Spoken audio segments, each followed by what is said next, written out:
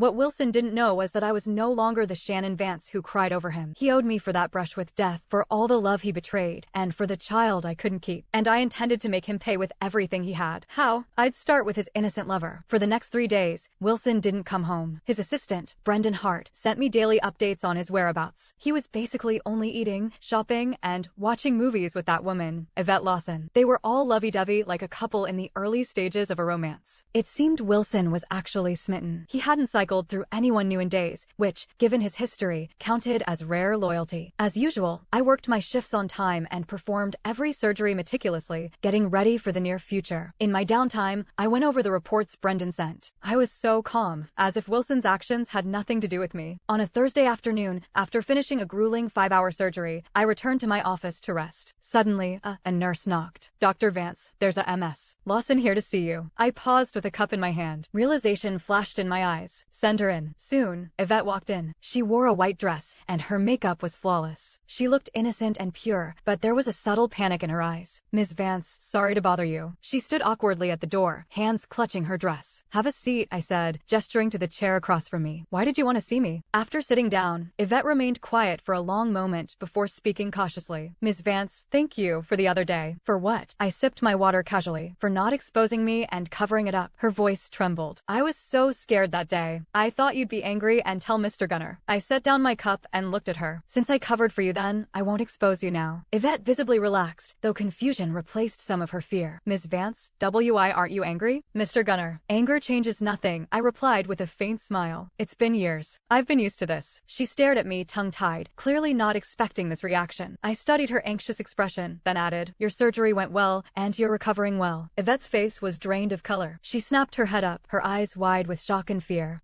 How do you know that?" "Because I performed your gender-affirming surgery myself," I said, matter-of-factly, as if it were nothing unusual. Yvette froze. Her lips trembled, and she couldn't say a word. After a long while, she finally came back to her senses, and tears suddenly welled up. "I had no choice. I was sick. My doctor said gender-affirming treatment could possibly extend my life, but it would cost a fortune. I was desperate, which is why I—" She spoke in choked fragments, recounting her situation. I listened silently. Yvette wiped her tears and looked at me with a pleading gaze. "Ms. Vance, I know what I did was wrong, but I don't want to die. Please, don't tell Mr. Gunner. Once I get enough money, I'll leave and never bother you again." I watched her for a moment, then smiled. "You don't have to leave." She froze. "What?" I said, "I'll keep your secret. That includes this. Wilson is obsessed with you right now. This is your chance." I looked her in the eye and said word by word, "I'll get you the money, but you have to do one thing for me." "What do you want me to do?" Yvette asked, wary. "Reveal that you're transgender when he's riding high," I said with a cold glint in my eyes. "I want him ruined." Her eyes went wide. She hadn't expected me to ask that, but for someone like her, reputation was the last thing to worry about. She hesitated for a long moment while staring at my indifferent expression. Finally, she bit her lip. "Okay, I'll do it." I nodded, satisfied. With Yvette as an ally, my plan would progress more quickly. Wilson could bask in his so-called true love. After all, his good days were numbered. After striking the deal with Yvette, I fully embraced the role of the perfect wife. When Wilson came home, I'd have his favorite dishes ready. Once, Yvette brought him her homemade chilled scallops. He praised her in front of me, saying she was gentle and skilled in the kitchen. I listened without a hint of annoyance and even smiled. "If you like it, I'll learn to cook too." The next morning, I went to the market and picked up fresh ribeye and plenty of garlic. Yvette's chilled scallops were briny, but their nature was deeply cooling to the system. The pan-seared ribeye, basted in a rich garlic butter, was deeply warming by nature. It perfectly balanced the chill of the scallops, while creating a subtle thermal conflict within the body. A few days later, Yvette brought Wilson a red wine beef stew, saying it was specially made for him for nourishment. So I bought some celery and cucumber and went home to make a chilled cucumber and celery gazpacho. Celery helped with digestion, while the cucumber was cooling and hydrating. Together, they perfectly contrasted the warming effect of the red wine beef stew. When Wilson came home, he drank 2 bowls of gazpacho, then mentioned Yvette's beef stew. "Ivy's beef stew warms me up more. This one makes me feel cold. Lately, you've been staying up late and going out a lot, so I made this gazpacho to help you cool down." I calmly poured him a 3rd bowl. Healthy eating isn't just about rich, warming foods. It's about balance. If Yvette made a creamy potato gratin to thicken his blood and build heat, I'd make an arugula salad to drain his system. If she made spicy lamb shank, I'd serve sea-based ceviche to lower the heat. One evening, mid-meal, Wilson set down his cutlery and reached for me. "Shannon, let's have another child." My body froze instantly. A flicker of subtle pain flashed across my eyes. I'd had a child once. I'd been overjoyed, anticipating his arrival. But Wilson's second lover had spiked my milk, causing a miscarriage just to force a divorce. Wilson was out with her at the time. He only learned of the miscarriage from Brendan. When he returned, he said, "We can try again later." After that, he never mentioned it again. I gently pushed him away and replied calmly, "I've been handling big surgeries lately. I'm too tired to think about that right now." Rejected. Wilson looked at me with nostalgia. "You know, I like the old you better. As chaotic as you were, at least you were lively. Now, it feels like something's missing." I looked up at him with a faint smile on my lips. People change. He looked at me, hesitating to speak. In the end, he just sighed and said nothing. He'd forgotten that I became this way because of him. Some men were never content. After shaping their women into the image they desired, they'd still complain that they were not lively enough. Wilson never asked about having a child again. As the days went by, Wilson doted on Yvette more and more.